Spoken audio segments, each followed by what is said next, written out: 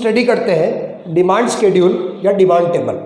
Demand table क्या होती है, डिमांड शेड्यूल क्या होती है। अगर एक जनरल वे में अगर देखें अपन तो एक टेबल बनाते हैं और डिमांड टेबल में रिलेशन रहता है बेटा प्राइस ऑफ कमोडिटी का, यानी प्राइस ऑफ एक्स और डिमांड ऑफ एक्स, यानी प्राइस और कमोडिटी का रिलेशन होता है कि किसी गुड्स की अगर प्राइस इंक्रीज होती है, प्राइस 1, 2, 3, 4 और 5, अगर प्राइस राइज हो रही है, प्राइस इंक्रीज हो रही है तो श्योर है उसकी डिमांड वो क्या होगी, डिक्रीज होगी। अगर बात करें किसी गुड्स की प्राइस 1 रुपीज़ थी, डिमांड 50, ये इमेजिंग कंडीशन है बेटा, डिमांड 50, अगर प्राइस इंक्रीज होकर 2 रुपीज़ हो गई तो डिमांड 40 कर दी मैंने, 3 रुपीज़ और इंक्रीज हुई 30 और इंक्रीज हुई 20 और इंक्रीज हुई 10, यानी डिफरेंट प्राइस लेवल होंगे और डिफरेंट प्राइस लेवल पर कोई भी कंज्यूमर किसी गुड्स की क्या करेगा, क्वांटिटी की क्या करेगा, डिमांड करेगा। उसको अगर टेबल से, उसको अगर स्केड्यूल से रिप्रेजेंट कर दे तो अपने सामने जो आती है वो उसको क्या कहते हैं बेटा, डिमांड शेड्यूल कहते हैं। तो मैं कह सकता हूँ कि it is a tabular statement, या इट इज़ ए, यानी डिमांड शेड्यूल क्या है, it is a tabular statement showing, it is a tabular statement showing the various quantity of a commodity, the various quantity of a commodity which is demanded by consumer at a different price level within given period of time. तो वापस repeat कर रहा हूँ बेटा मैं, demand schedule क्या होती है कि it is a tabular statement, it is a tabular statement showing the various quantity of a commodity. It is ए, देखिए बेटा लिखा हो मैंने, demand schedule is a tabular statement showing the various quantity of a commodity. तो वापस final वे में क्या बात करते हैं कि demand schedule is a tabular statement showing the various quantity of a commodity, various quantity of a commodity which is demanded by the consumer, which is demanded by the consumer at a different price level, at a different price level within a given period of time। तो last में demand schedule की definition क्या हो गई कि demand schedule या demand table is a tabular statement showing the various quantity of a commodity which is demanded by a consumer at a different price level, at a different price level, at different price level within a given period of time. और ये price और demand के बीच कौन सा relation show करता है बेटा, inverse. Inverse का मतलब नेगेटिव, उल्टा, एक इंक्रीज एक डिक्रीज, एक डिक्रीज एक इंक्रीज। जब दोनों में अपोजिट डायरेक्शन हो, एक की इंक्रीजिंग दूसरे की डिक्रीजिंग, एक की डिक्रीजिंग दूसरे की इंक्रीजिंग, उसको नेगेटिव रिलेशन या इन्वर्स रिलेशनशिप बोलते हैं। तो मैं कहूँ it show inverse relationship between, it show inverse relationship between price of commodity and it's quantity demanded, यानी इन दोनों के बीच कौन सा रिलेशन है बेटा, नेगेटिव रिलेशन है। और इसमें एक बात याद रखना कि डिमांड को इफेक्ट करने वाले बहुत सारे एलिमेंट्स हैं, बहुत सारे फैक्टर हैं जो हम आगे पढ़ेंगे। तो डिमांड को इफेक्ट करने वाले जितने भी एलिमेंट्स हैं, जितने भी फैक्टर्स हैं, इफेक्टिंग फैक्टर, उन सबको हम क्या मानते हैं, केप्ट कांस्टेंट मानते हैं, उसको हम कांस्टेंट रहते हैं, स्थिर रहते हैं। और केवल रादर देन प्राइस, प्राइस को छोड़कर उसी गुड्स की प्राइस में चेंज होता है, बाकी सभी फैक्टर्स को हम क्या मानते हैं बेटा, कांस्टेंट मानते हैं। तो लास्ट में फाइनल में बात करते हैं कि demand schedule is a tabular statement showing the various quantity of a commodity which is demanded by the consumer eight different price level within a given period of time. Second important point क्या बेटा, it show N inverse relationship between price of a commodity and it's quantity demanded.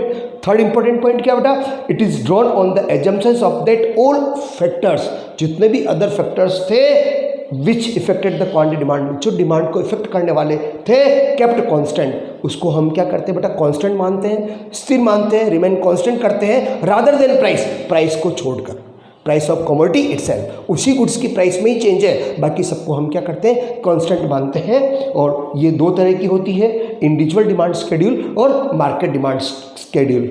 यानी final वे में बात करते हैं demand schedule की definition क्या होनी चाहिए, demand schedule is a tabular statement showing the various quantity of a commodity which is demanded by the consumer at a different price level within a given period of time.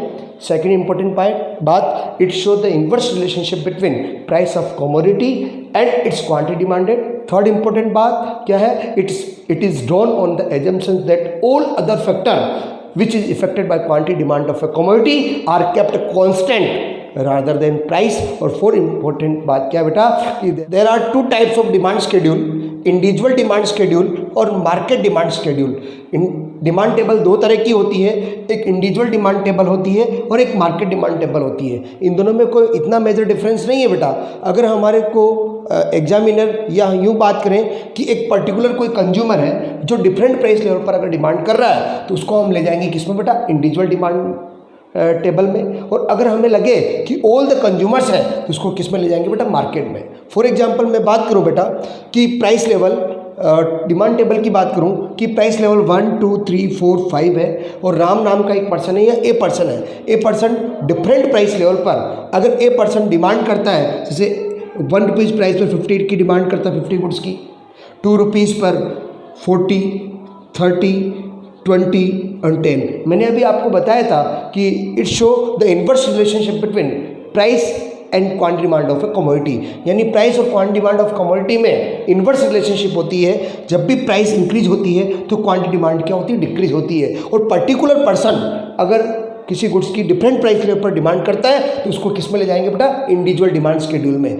तो मैं क्या कह सकता हूँ individual demand schedule के लिए, it is a tabular statement, it is a tabular statement showing the quantity of a commodity which a consumer is willing to buy at all possible price within a given period of time। एक consumer, अगर particular consumer, जैसे ना कभी कभी equation आती है, मैंने कहा कि एक डिमांड फंक्शन है आपका 40 - 3p if price is 5 rupees है तो डिमांड क्या होगी। तो कुछ नहीं करना, आपको इस प्राइस को यहाँ पर p की जगह लिखना है। तो p की जगह मैंने क्या लिखी बेटा, 5, यानी प्राइस अपने क्या ली थी बेटा, 5 रुपीज़ ली। तो 40 - 50 इक्वल टू कितना रहेगा बेटा, 25, यानी डिमांड कितनी होगी, 25 हो गई। तो पर्टिकुलर कोई डिमांड फंक्शन दे रखा होता है, इक्वेशन दे रखी है, जैसे ये ए पर्सन है और उसका डिमांड फंक्शन और एग्जाम्पल है 100 - 2p है। और अब मैंने कहा प्राइस इक्वल टू 40 रुपीज़ है तो डिमांड क्या होगी। तो मैं क्या करूँगा बेटा, 100 - 2 × 40, 100 - 80 इक्वल टू कितनी बेटा, डिमांड 20 हो गई। इस तरह से डिमांड फंक्शन भी आता है और डिमांड फंक्शन से अपने को डिमांड नॉलेज करना होता है। तो राम पर्सन हो सकता है, इसी तरह से इंडिविजुअल पर्सन बी पर्सन हो सकता है। बी कहता है प्राइस इंक्रीज हो रही है तो मैंने अपने हिसाब से 10 8 6 4 2, जैसे जैसे प्राइस इंक्रीज होती है डिमांड, उसकी क्वांटिटी डिमांड क्या होती है बेटा, डिक्रीज होती है। और कोई particular person, individual person different price level पर अगर डिमांड करता है और उसको टेबल से शो कर दें तो हमारे सामने जो आएगी उसको क्या बोलते हैं बेटा, इंडिविजुअल डिमांड टेबल। तो मैंने इंडिविजुअल डिमांड टेबल के लिए क्या लिखा बेटा, it is a tabular statement showing the quantity of a commodity, the quantity of a commodity which a consumer is willing to purchase at all possible prices within a given period of time. अगर इसी को मैं market demand में ले जाऊं तो हमारे पास में मार्केट में कितने पर्सन है, 2 पर्सन है। क्वांटिटी डिमांड ए की है और क्वांटिटी डिमांड बी की है। जैसा कि मैंने लिखा है क्वांटिटी डिमांड ए प्लस क्वांटिटी डिमांड बी, दोनों की डिमांड को हम क्या करते हैं, मार्केट में माना कि कितने पर्सन है, 2 पर्सन ए और बी, मैं दोनों को क्या कर दूं बेटा, ऐड कर दूं। 51 रुपीज़ प्राइस पर ए पर्सन कितनी डिमांड करता है, 50, और बी पर्सन कितने करता है, 10। 50 + 10 इक्वल टू कितना बेटा, 60, 48, 36, 24 और 12। इसका मतलब ये क्या आ गई, कौन सी डिमांड आ गई बेटा, मार्केट डिमांड। कौन सी डिमांड आ गई, मार्केट डिमांड। तो इसको कह सकते हैं it is a tabular statement, it is a tabular statement showing the amount of commodity, it is A tabular statement showing the amount of commodity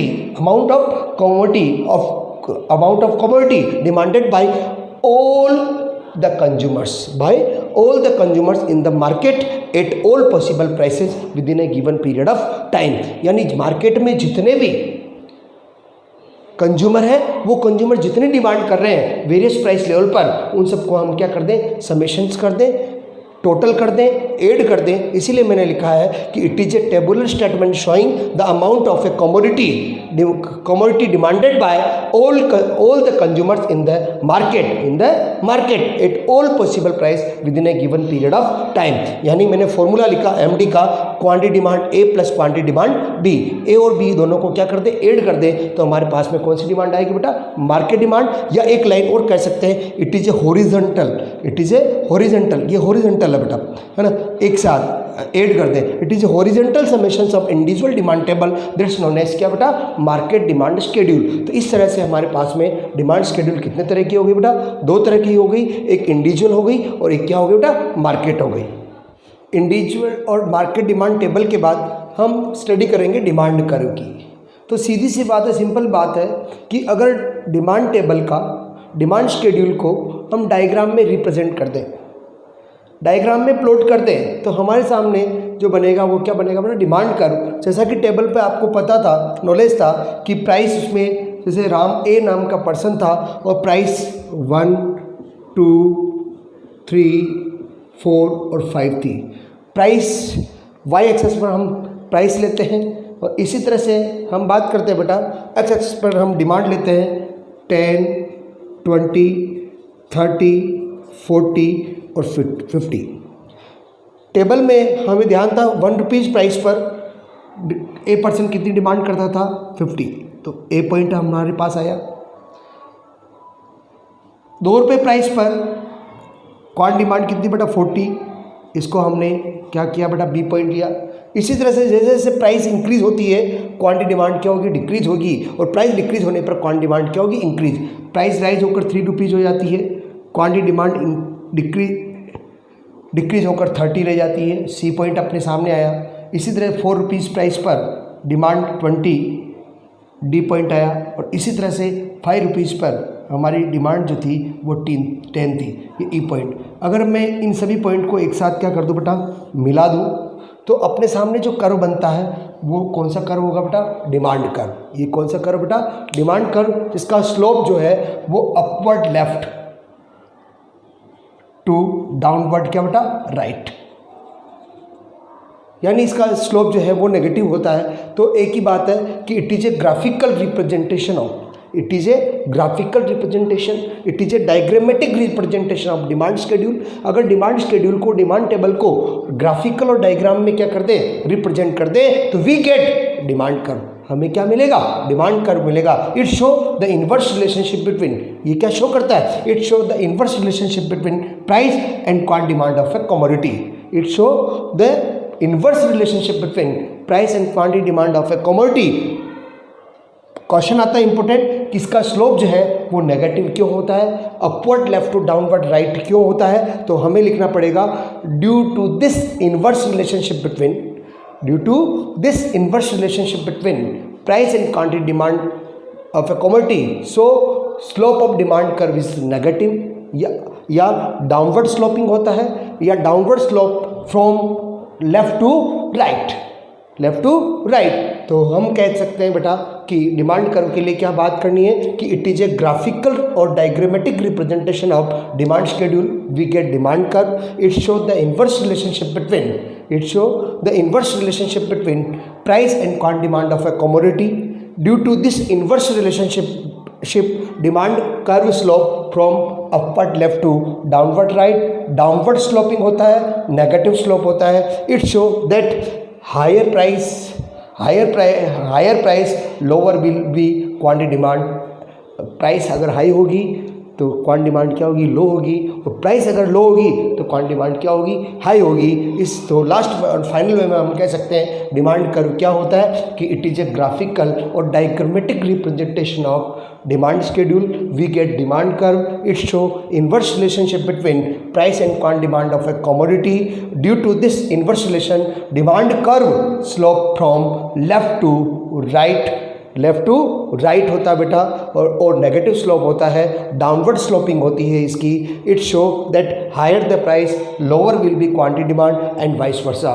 there are 2 types of demand curve. Demand curve भी 2 तरह के होते हैं, एक individual demand curve और एक market demand curve. There are 2 types of demand curve, individual demand curve और market demand curve. Individual demand curve में वही है कि अगर इंडिविजुअल डिमांड टेबल जो थी, इंडिविजुअल डिमांड शेड्यूल जो थी, उसको डायग्राम में क्या कर दें, रिप्रेजेंट कर दें, उसको डायग्राम में क्या कर दें, रिप्रेजेंट कर दें, तो हमारे सामने जो डिमांड कर्व बनेगा वो क्या बनेगा, इंडिविजुअल डिमांड कर्व। जैसा कि अपने पास टेबल थी, राम की ए पर्सन की एक टेबल थी जिसमें price 1 rupees 2 rupees 3 rupees 4 rupees 5 rupees, उसकी क्वांटिटी डिमांड थी बेटा 10 20 30 40 और 50। उसको अगर डायग्राम में रिप्रेजेंट कर दिया तो हमारे सामने कौन सा कर्व बना, इंडिविजुअल डिमांड कर्व। हमारे पास में 2 पर्सन थे, ए पर्सन और बी पर्सन, और इन दोनों का डिमांड कर्व हमने बनाया। तो इंडिविजुअल डिमांड कर्व का मतलब क्या होता है बेटा? It is a graphical representation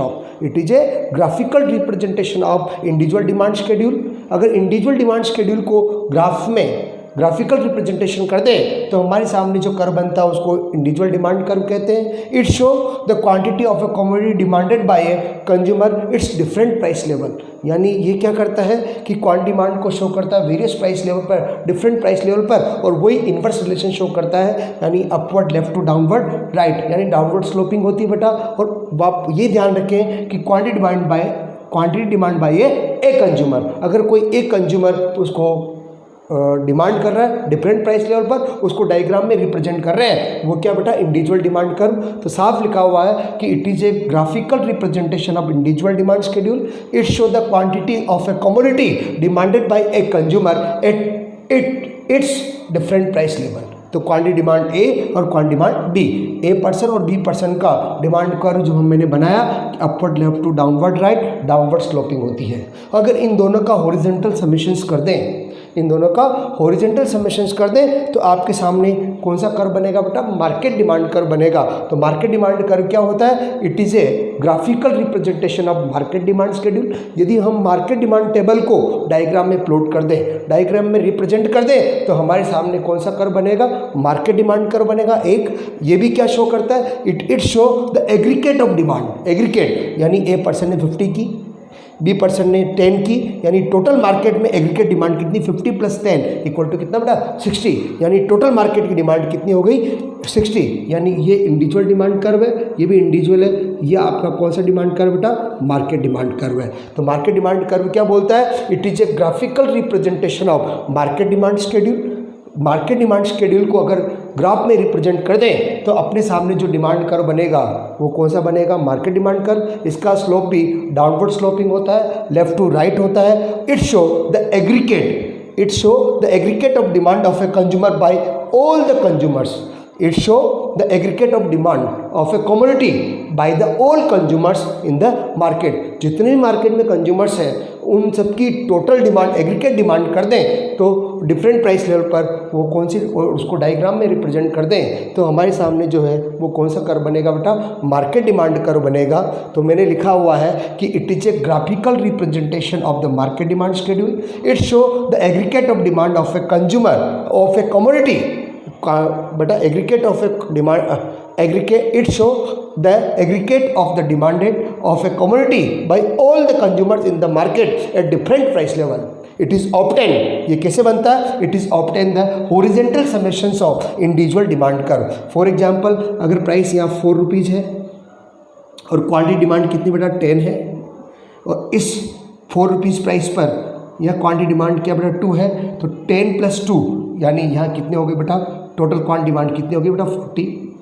यानी आपका इस तरह से हम एग्रीगेट हॉरिजॉन्टल समेशंस कर सकते हैं। It is obtain by the horizontal summations of individual demand curve. यानी अगर हम टेबल की बात करें तो हमारे टेबल में जब 4 रुपीज़ प्राइस थी तो डिमांड अपनी क्या थी बेटा? 20 थी, ये 20 लिखी। यहाँ 4 रुपीज़ प्राइस पर हमारी डिमांड जो थी वो कितनी थी? 4 थी, तो यहाँ 4 लिखे हम 4 रुपीज़ प्राइस पर। तो टोटल डिमांड कितनी होगी बेटा? 24। यानी टोटल एग्रीगेट डिमांड कितनी? 24। इस तरह से क्वांटिटी डिमांड ए प्लस क्वांटिटी डिमांड बी बराबर कौन सी डिमांड बनती है बेटा? Market demand. तो और मार्केट डिमांड शेड्यूल को डायग्राम में रिप्रेजेंट कर दें तो हमारे सामने जो कर्व बनता है उसको कौन सा कर्व बोलते हैं बेटा? Market demand curve.